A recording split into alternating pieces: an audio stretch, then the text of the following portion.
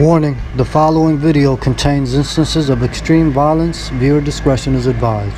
Hi guys, and many thanks for joining me. If you're new to my channel, hi, I'm Kat and I like to talk about crime, investigations, missing people, conspiracy theories and everything related. Please don't forget to hit the subscribe button below and also hit the notification bell so you are the first one to know about any new videos I upload. And for my returning subscribers, I would like to thank you so much for all the support you're showing me and for all those lovely comments. Thank you. Before we get started, here is the disclaimer. I do not mean to be disrespectful to anyone I talk about in this video. The video is for entertainment and educational purposes only. The information I collect is from the internet. I compile this information together and make a video. And from the video, you guys are more than welcome to draw your own conclusions. Thank you. Before I get started, I would like to give my special thanks to Caroline Waite for the special invitation and the warm welcome she gave me on her Facebook group, Madeleine Mccann and others Chit Chat group. So guys, please take the time and join Caroline's group on Facebook. She is amazing and the members of her group are really awesome. I'm on there as well, so if you join we can definitely have a chat, and please do so. I'm gonna leave the link in the description below. And also, in light of recent events, I want to give my thanks for the support shown in dealing with the situation to Antoinette Gordon, who is the owner of the Facebook group Madeleine Mccann, What Lies Behind the Truth. I'm in this group as well, so please join. Antoinette is brilliant and her group has tons of useful stuff. Again, I'm going to leave the link in the description below. So I've been looking on the internet to see if there's any more of Amaral's books for sale online in the UK, and I actually found a place where I found a few of the books, but unfortunately I couldn't find any book which is in English.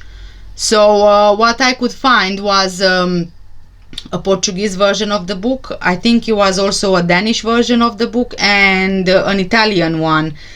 So guys, if you are interested to buy them, I'm leaving the links in the description below. And also I think that there is a used book for sale on eBay UK, and yeah, I don't think yes, you can find the PDF versions as well on eBay, but you know, I do prefer to have the paperback, so actually a book to hold in my hand. Too much technology nowadays. Today I want to talk to you about the Smithman or the Smith sighting, whichever way you want to name it, still the same thing.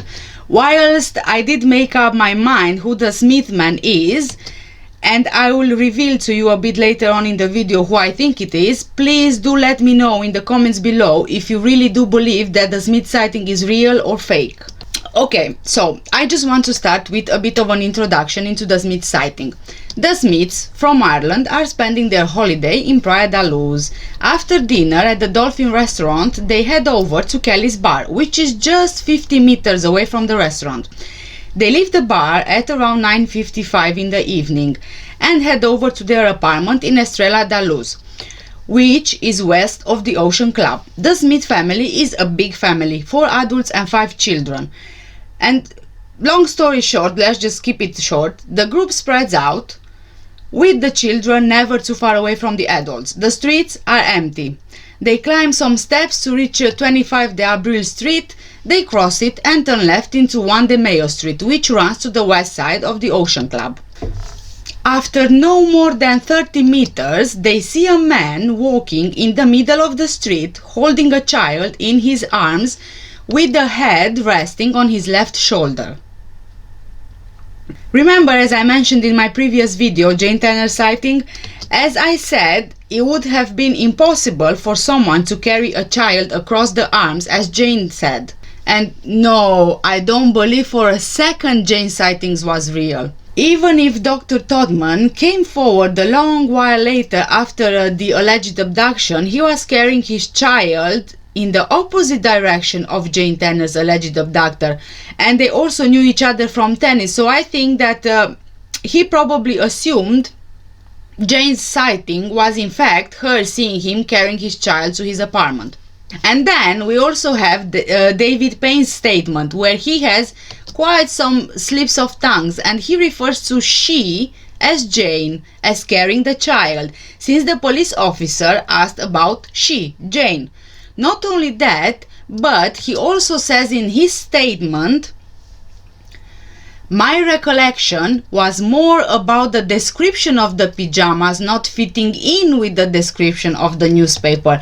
And if I was to say that she was carrying the child, you know, like this, and then he goes on and on and on, and then he also apologizes for saying that she was carrying the child, and now he says, if you were carrying the child. So, what do we understand from this? What I understand is that a liar has slips of tongue, and without even realizing, he spills the truth, because a lie is much harder to control and keep it consistent. Whereas if you tell the truth, then you don't need to control yourself. You know, it just comes out. Words just come out of your mouth. You speak the truth. Nothing wrong about that. And then he's also saying the description of the pajamas doesn't fit with the newspaper. I mean, is it really a joke? Why even say that? Clearly, if it would be the truth, then the description of the pajamas wouldn't change at all, would it? It doesn't need to fit, it just needs to be true and real. But now, let's get back to the Smiths, okay? The way that this man is holding the child is much more plausible than the Tanner man. The girl's head is resting on his shoulder, her arms are hanging by her side, and she's wearing pale-colored pajamas, bare feet with blonde hair that covers her neck. The man is wearing cream-colored or beige trousers. He's around 30 to 35 years old and between 170 meters to 180 meters tall. His brown hair cut short and face tanned. So, okay. The Smiths in the end they return to Ireland. After their return there, they follow the case and they find out that according to Jane's statements, Murat is the man seen on the night of the abduction. Mr. Smith contacts the Irish police and insists the man they saw carrying a child was not Murat, because Mr. Smith knew Murat. Amaral and his team, at this point, they secretly organized for the Smiths to return to Portugal, and on 26th of May 2007 they interviewed the father and the son in the offices of the Department of Criminal Investigation in Portimao. Both say because of the light conditions at night they wouldn't be able to recognize the man carrying the child, but they do describe clearly the way this man was holding the child and how he was walking. They then go back to the scene with the investigators, where they point the precise place where they came across the man. The Smiths' statements and their Portugal visit remain secret, and in a few days they return to Ireland and contact is being maintained. After more than 4 months in the Algarve, the Mccanns return to England, where they are greeted in such a way like the liberation of hostages held for years in far-off countries. Welcome back, King and Queen. And of course, the BBC and so many other news channels are broadcasting the news of their arrival. In Ireland, the Smiths are watching the news showing the same event. They instantly recognize the man they saw on the night of Maddie's disappearance. Mr. Smith, after seeing the other news channels, is certain the man they saw was Gerry Mccann, by the way he's holding the child and the way he's walking. He contacts the police and waits to be called back. Amaral and the team find out at the end of September, and they start to understand why Jane Tanner sent the alleged abductor in the opposite direction to that taken by the man seen by the Smith family. She had to divert suspicion away from Gerry, who, if guilty, would have taken this route. So that's why, in my opinion, I think she came up with the abductor story. With the agreement of the National Director of the Judiciary Police, Amaral is trying to get the Smiths back to Portugal for an identification of Gerry. Everything is set in motion, all details sorted, and now all that's left is to choose the hotel they'll be staying at. And I like to add here a quote from Amaral's book. But the Smiths were never to come back to Portugal. After my departure, the PJ were to change their minds. they asked the Irish police to proceed with interviewing the witness. That decision was to seriously delay the process since the Smiths were not interviewed until several months later. Meanwhile, rumors were to circulate, and people not involved with the investigation would be made aware of the existence of this witness. Someone allegedly even sought out contact with the family without it being known to what end. Honestly, I wouldn't be surprised if it was the Mccann circle doing this. Maybe the idea was to silence them? I don't know, but something weird happened, didn't it? I mean, it's quite known, in my opinion, that they are trying to sort of keep those people who are against them quiet. That then would make the Smith sighting real, right? That then would mean that one of the group's members would be the man seen by Mr. Smith. But let's think about it this way, okay? Jane goes to check on the kids at 9:15. She spots a man carrying a child. The alarm is raised at around 10 p.m. or so, right? And at around the same time, the Smiths see a man carrying a child. Logically, if we are to believe Jane's sighting, then the same man is spotted by the Smith family. That man, at that time and at that location, could be doing only one of three things, in my opinion. Abduct a sleeping child, carry a deceased body, or innocently going home with his sleeping child. And that's what the Smith family believed initially, that the man was going home with his sleeping child. In the case of abduction and carrying a deceased body, as logic dictates, the person wouldn't want to be seen, right?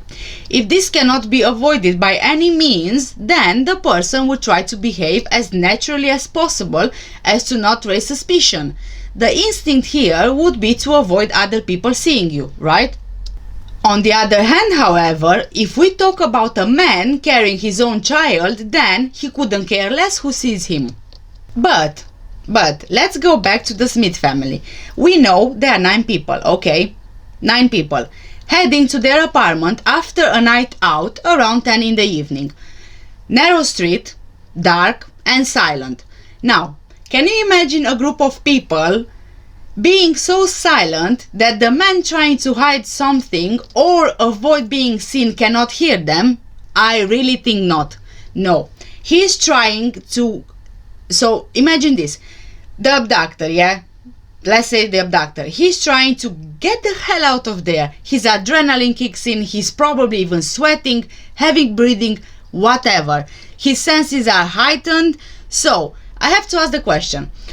Why didn't he use an alternative route? It's clear he heard all these people. He knew where he's heading, just as he knew he could have avoided the encounter. What I want to point here is, this man, on this night, on this street, he wants to be seen. No doubt in my mind, he wants to be seen. You know that child is wearing light-colored pajamas, barefoot, similar to the child which was just abducted, not even half a mile away. So this makes me realize that the sighting was provoked and it was planned all along.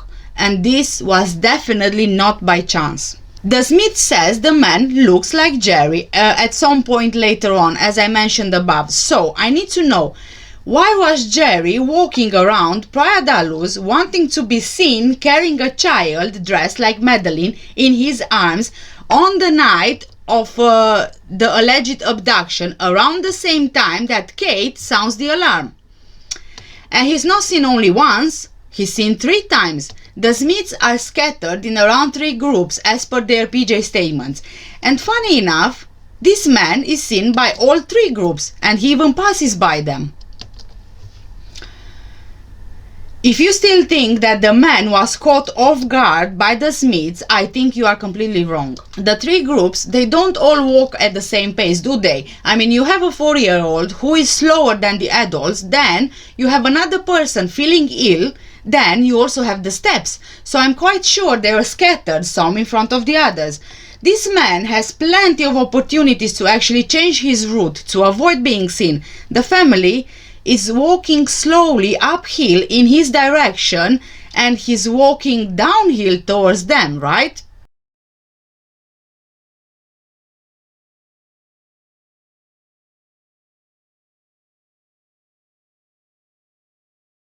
I'm asking, why is he not changing direction, but he goes head on towards them? He's first passing by Smith's son, the second time by Smith's father, and then he reaches the corner, right? At this point, he can already hear the noise from the last group who are on the stairs or the steps, okay? So, let's say for a moment that he is the abductor. Again, I'm going by logic here. Even though these people won't find out exactly then what happened, maybe only a few days later, let's say, as an abductor, you would still try to avoid too many witnesses, right? Is enough you've already been seen by two groups, so you should just turn right as to avoid being seen by the rest. But what is this man doing? Oh my god! Oh my god! He goes straight towards the stairs where he already knows there are more witnesses. And this tells me he doesn't only want to be seen, but also to be seen heading towards the sea, towards the beach. Let me clarify this. I don't think he knew he will meet the Smiths. No. I think that this actually happened by chance. But when he left from where he left, his intention was to be seen carrying someone who looks just like Madeleine, heading in the direction of the beach.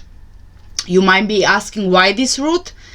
He had to go to the only area where he would be sure he's seen by people, where there is some sort of movement at that time in the night, and that is Kelly's bar. And I'm pretty sure if he wouldn't encounter the Smiths, he would just go in the direction of Kelly's bar, waiting for some movement and making himself seen. And things went exactly how he planned. Exactly.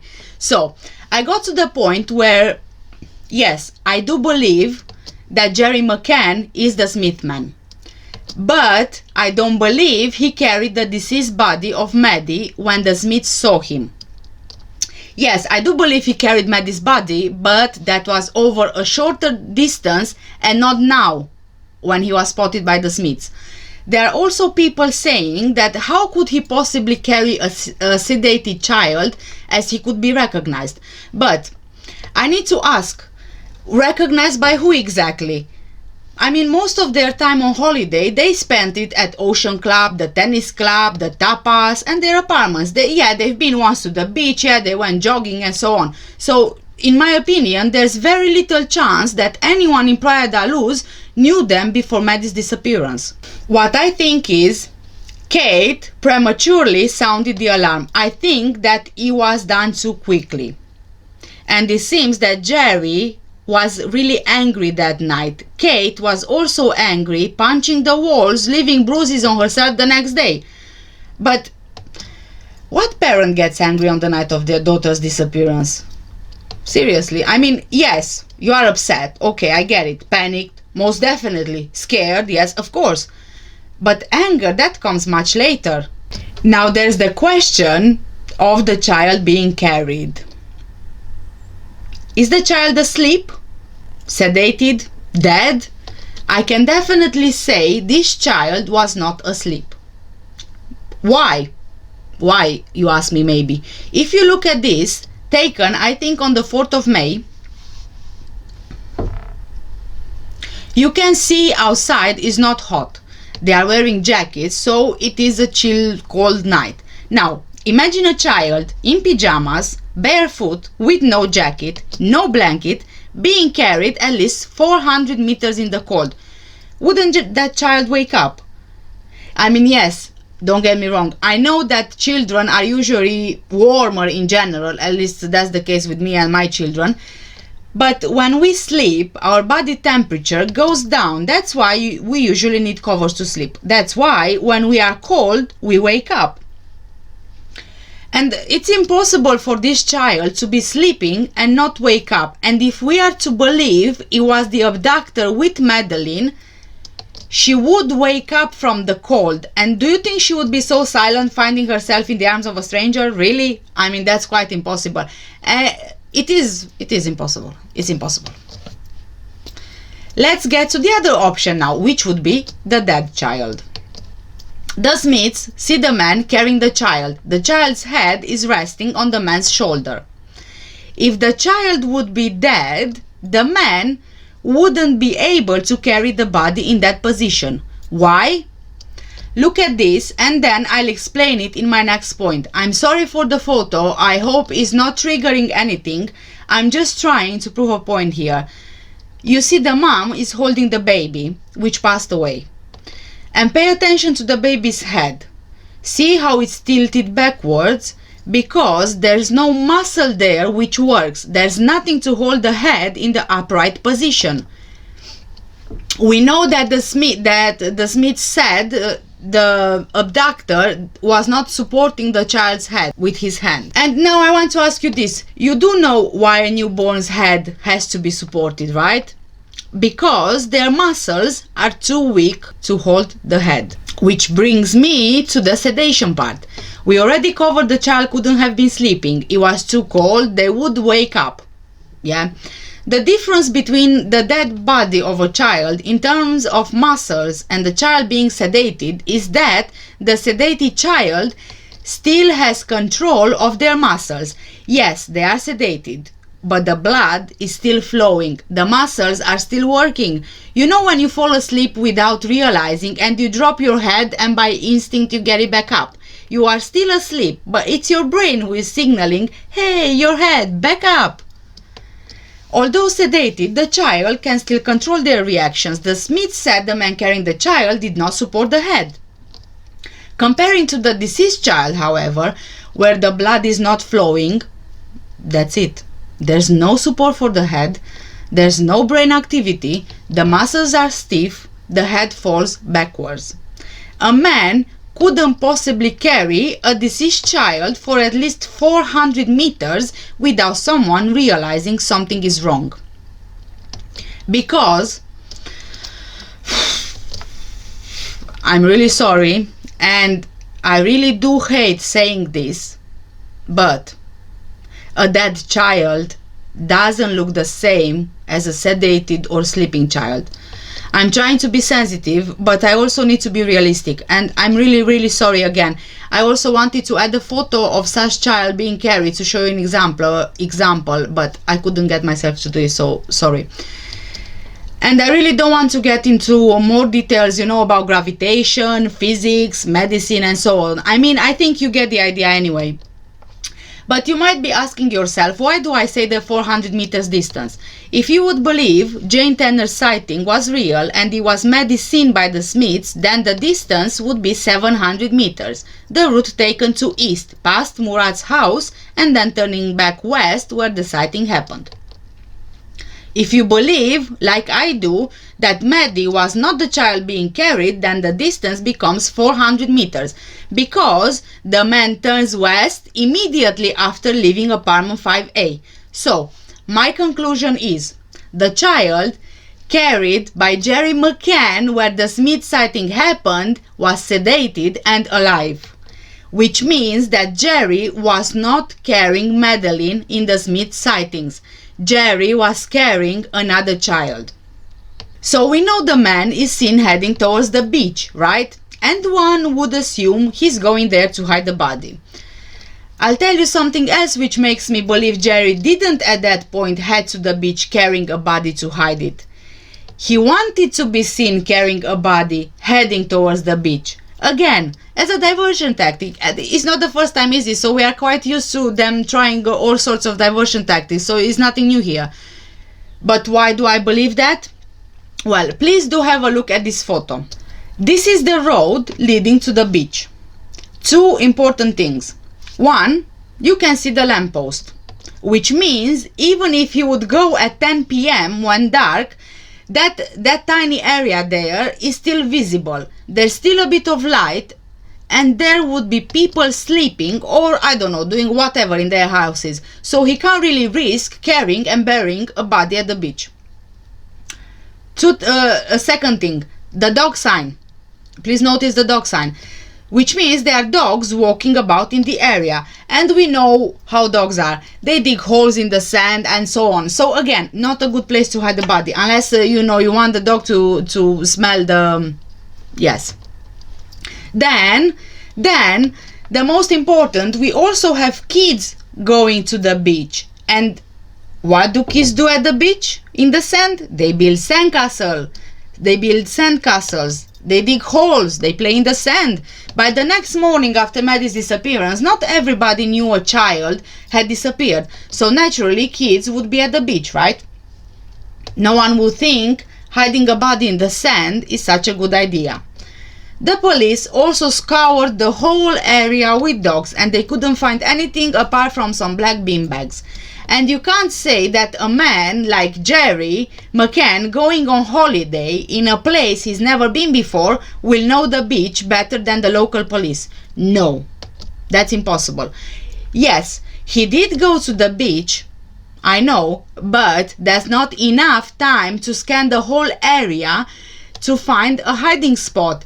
Yes, I know, there are sewer pipes, but they are quite hidden, and if you're not a local, it's quite difficult to spot it, and even if you do, the body would definitely be found, because the locals, they know the place, which means kids of the locals know the place. And don't tell me there would be no kids playing in those sewer pipes, because I wouldn't believe you. No. You know, that's such a great place for a kid to actually hide his treasure chest, or play hide and seek. And there are kids who actually play treasure hunting and hiding their treasures, like little toy that they fancy and their favorite toys and so on. And now I'm gonna show you some photos of how we could get to this sewer on the beach.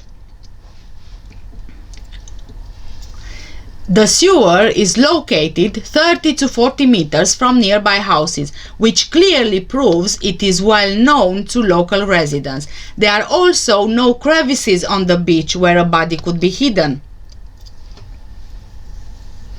Okay, so let's say that the Smith sighting took place at around 10 p.m., right? But let's benefit with the man carrying the child and say it was at about 9:50 p.m. Let's say that from there to the sewer area it took about 10-15 minutes. It was dark and presumably Gerry's been down there only once before, so that makes it around 10 p.m., 10:05 p.m. This is how the access would look like. Please have a look here. It's a day and a night comparison. You can't tell me with these photos that a person who doesn't know the area would be able to find this sewer in these light conditions. No. Then his mobile phone rings. Kate gave the alarm. Walking back to the resort would take around 20 minutes. Then there's also the sand. If Gerry would have been carrying Maddie's body to the beach, he would definitely have some traces of sand. Not some, but quite a lot. I mean, you know, like when you take your kids to the playground, you guys play in the sand, and when you get home, the sand is everywhere. You just can't get rid of it. Oh, that's so annoying, actually. And then, after the alarm is raised, we already all know what happened. The effort made after the Smith's characteristics does show similarities to Gerry Mccann. Actually, Mr. Smith is 60 to 80% certain it was Gerry he saw. So in those light conditions, in the night, I would say that the accuracy is acceptable. As it seems, findings by former MI5 agents long kept under wraps by the McCanns included 2 efforts. And these images are of the suspected kidnapper which the Smith saw that night, which we know is allegedly Gerry Mccann.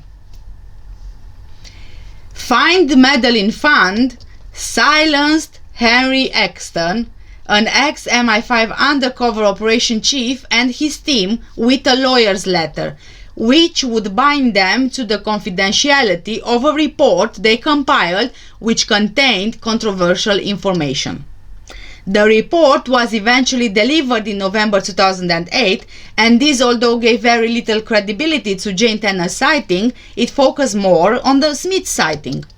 These images were not even published in Kate's book from 2011, although the book has 8 key sightings with their corresponding ifits, but the Smith sighting is not there.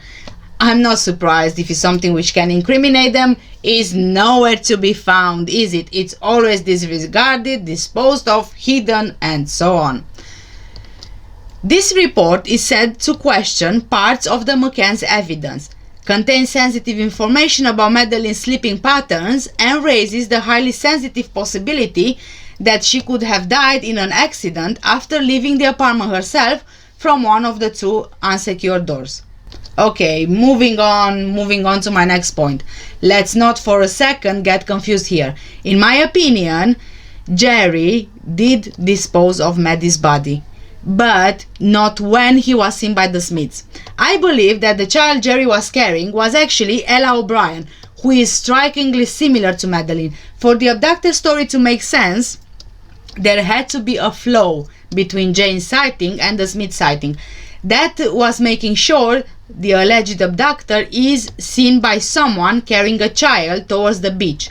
What would that tell you if you would not have more information apart from a child being abducted? Let's say you are new to this, you see a man carrying a child, you learn that the child was abducted and that man is heading toward the beach. So, what would you think the man would be doing heading towards the beach with the child? That the man carrying the child is heading to the beach either to dispose of the body or take a boat and leave the area. The first option to me is much more plausible than the second. The Smiths were not tactically selected, but it was beneficial to Gerry and the plan, and he went with it. It was even better for Gerry actually, because he didn't have to wonder about making sure that he's being seen. So quite honestly, to Gerry, the Smiths being where they were at that time, it was a blessing. For him it was. The only thing that I can't really have an opinion about, or rather no idea about, is where Maddie's body would be. Where would Gerry hide her? I mean, it had to be somewhere he was familiar with, right? But also somewhere quite remote. But somewhere where he would know that no one would look. It also had to be somewhere closer to 5A, but again, maybe a private property that we don't know about. I don't know, I have no idea. I'm thinking it could very well be somewhere inside, but really I just can't figure it out. I do believe, however, that when the Mccann's and the group came up with this cover-up, they had no idea it will amount to such a phenomenal international response, and they probably had no idea that more than 10 years later it would still be this huge.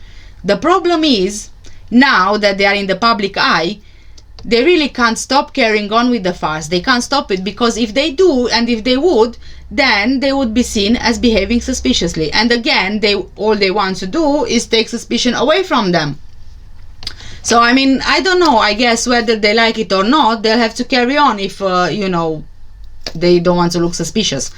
But it does have its perks, I think, doesn't it? I mean, you get money, you get fame, you get recognition, and so on. So it's quite beneficial as well for them. And that's all for today's video. Make sure that you subscribe and you hit the notification bell, because my next video will be about Clarence Mitchell. And please don't forget to join the Facebook groups I mentioned at the beginning of the video. It would be really helpful. Thank you. Also, if you are interested to buy the paperback book of Gonzalo Amaral's, again, check the links in the description below. Thank you so much, guys, for watching today. Take care and stay safe. Bye bye.